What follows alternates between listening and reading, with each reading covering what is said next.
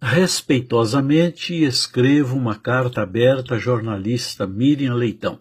Eu sou Joel Lopes de Assis, sou de Caratinga, Minas Gerais, terra de Ziraldo, de Aguinaldo Timóteo, que nunca se envergonharam de citar suas origens. Terra de gente simples, estudiosa, laboriosa, e eu sinto-me de peito estufado quando digo que sou caratinguense e estudei no Colégio Caratinga e cheguei a ser professor naquele respeitado educandário que teve seu pai, o reverendo Uriel de Almeida Leitão, como diretor. Senhora jornalista, eu quero fazer aqui algumas referências ao reverendo Uriel de Almeida Leitão. Homem austero, direto no falar e ao mesmo tempo um homem quebrantado. Eu me lembro de tê-lo visto com lágrimas nos olhos. Muito culto, dirigia o colégio e pastoreava a primeira igreja presbiteriana. Era um pregador eloquente e eu gostava de ouvi-lo para aprender com ele. Eu era um jovem que ansiava por aprender e gostava de estar perto, de ouvir pessoas que tinham um fundo cultural invejável como seu pai. Certa noite de sábado ele pregou em minha igreja, a Assembleia de Deus, da rua Princesa Isabel. Que palavra viva ele trouxe para a igreja naquela noite que ficou no passado de mais de 40 anos. Seu pai era também um homem de bom coração.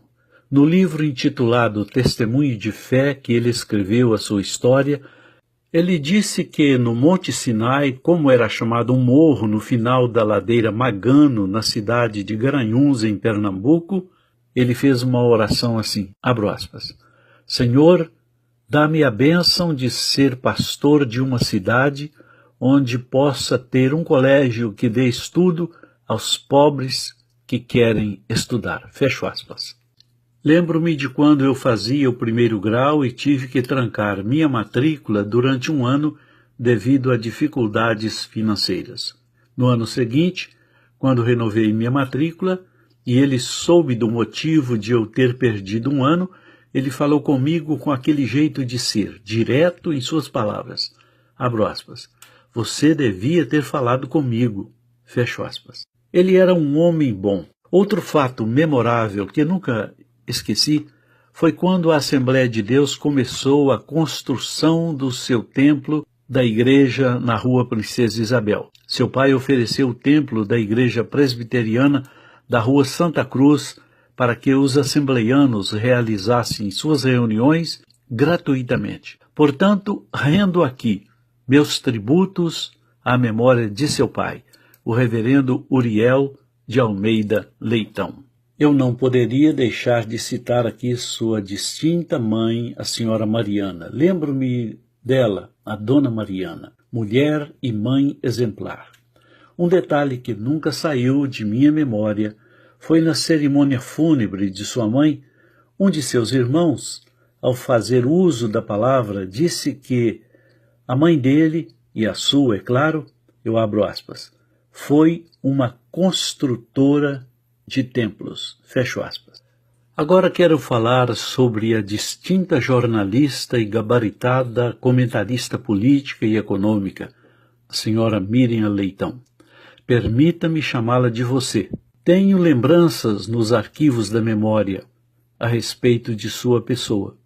Estava sempre por ali, participando da vida alegre do colégio, sem as ameaças que hoje existem nas escolas de nosso querido Brasil. Uma lembrança remota foi de um dia tê-la visto caminhando na calçada do colégio como uma adolescente ativa e saudável. Ilustre jornalista, para mim, como caratinguense, sentia um certo orgulho de ouvir seus comentários nos noticiários da Rede Globo e me ufanava quando dizia a outras pessoas sobre você. Cheguei até a defendê-la em rede social contra comentários contra a sua pessoa. Mas, entre parênteses, eu gosto da conjunção adversativa mas, fecho parênteses, mas você, em rede nacional, criticou a oração feita no primeiro pronunciamento do presidente eleito Jair Bolsonaro para um grupo de emissoras, um pool de emissoras de TV com imagens geradas pela equipe da Rede Globo. O presidente eleito, Jair Bolsonaro, do PSL, pediu ao amigo Magno Malta que fizesse uma oração de agradecimento a Deus pela vitória e também pedir sabedoria. Você sabe que Sena, a senhora, disse que o Estado brasileiro é laico. Sem dúvida, isto é verdade.